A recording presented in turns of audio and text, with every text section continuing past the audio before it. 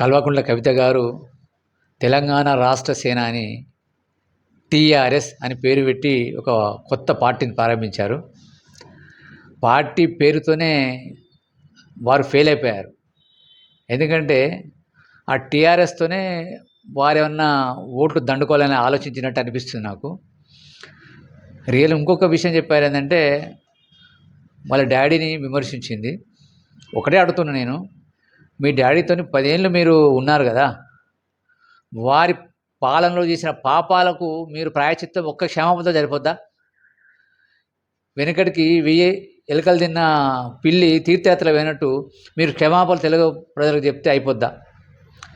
మీరు ఈరోజు ఓట్లు దండుకోవడానికి ఫస్ట్ మీ పార్టీనే కాపీ చేసిండు, టీఆర్ఎస్ అని పెట్టిండు. రెండోది ఉచిత విద్య, ఉచిత వైద్యం, రైతే రాజు, వీకర్ సెక్షన్స్, అలాగే 4 లక్షల జాబు, ఇవన్నీ కొత్త. అవన్నీ ప్రతి పార్టీ చేసేది మీరు చెప్పిండు. మీరు 10 ఏళ్ళ లోపల మీ డాడీ ఎన్ని జాబ్స్ ఇచ్చిండు? మీరు ఎంతమంది బీసీలను, ఎస్సీలకు, అగ్రవర్ణాలకు మీరు ఉపయోగపడే పనులు చేశారు? ఫస్ట్ మీ డాడీ చేసిన పనే ఎస్సీలను ముఖ్యమంత్రి చేస్తా అన్నారు, మెడగ నరుక్కుంటా అన్నాడు.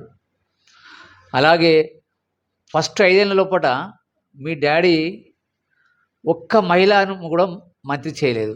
ఇట్లా చెప్పుకుంటూ పోతే టైం సరిపోదు. మీరు ఈరోజు అక్రమంగా సంపాదించిన డబ్బులతో ఒక పార్టీ పెట్టిండ్రు, మీకు హక్కు ఉంది, కాదంటలేను.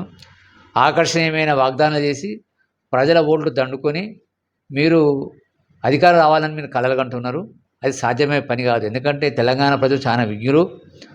ఎందుకంటే మీరు ఈరోజు పార్టీ పెట్టిన కారణము ప్రజల గురించి ప్రజల వలన పెట్టలే. మీరు మీ ఫ్యామిలీలో కలహాల వలన, మీ వాటకాల్లో తేడాలు రావడం వలన మీరు పార్టీ పెట్టారు తప్ప ప్రజలకు ఏదో ఉద్ధరిద్దామని ఉచిత విద్య, ఉచిత వైద్యం, ఫార్మర్ కింగ్ అని ఆకర్షణీయమైన వాగ్దానం చెప్పి మీరు ప్రజలను మభ్యపెట్ట చూస్తున్నారు. ప్రజలు ఎట్టి పరిస్థితుల్లో దీన్ని అంగీకరించరు. వాళ్ళకి తెలుసు ఏ పార్టీ ఎలాంటిదో. రానున్న కాలంలో రాష్ట్రంలో డబుల్ ఇంజిన్ సర్కార్, బీజేపీ సర్కార్ ఘంటాపథంగా వస్తని ఘంటాపథంగా చెప్తున్నాను.